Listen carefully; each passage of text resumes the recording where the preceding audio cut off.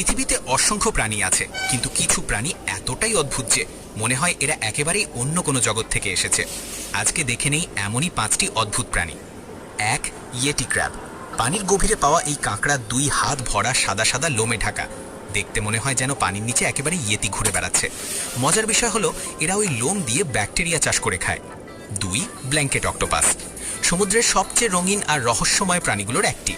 এদের শরীরে চারপাশে ঝুলের মতো রঙিন চাদর থাকে, যা পানির নিচে ভেসে থাকার সময় অসাধারণ দৃশ্য তৈরি করে। মজার ব্যাপার হলো স্ত্রী ব্ল্যাঙ্কেট অক্টোপাস পুরুষের চেয়ে প্রায় 40 গুণ বড়। 3. Thorny dragon. অস্ট্রেলিয়ার মরুভূমিতে পাওয়া যায় এই টিকটিকি। পুরো শরীর কাঁটার মতো আঁশে ঢাকা, দেখতে মনে হয় ছোট্ট কোনো ডাইনোসর। এরা গরম মরুভূমিতে বাঁচতে শরীর দিয়ে বৃষ্টির পানি টেনে মুখে পৌঁছে দিতে পারে। 4. ব্যারেলাই ফিশ। গভীর সমুদ্রে থাকা এই মাছটাকে প্রথম দেখলে বিশ্বাসই হবে না যে সত্যি জীবিত প্রাণী, কারণ এর মাথা পুরোপুরি স্বচ্ছ।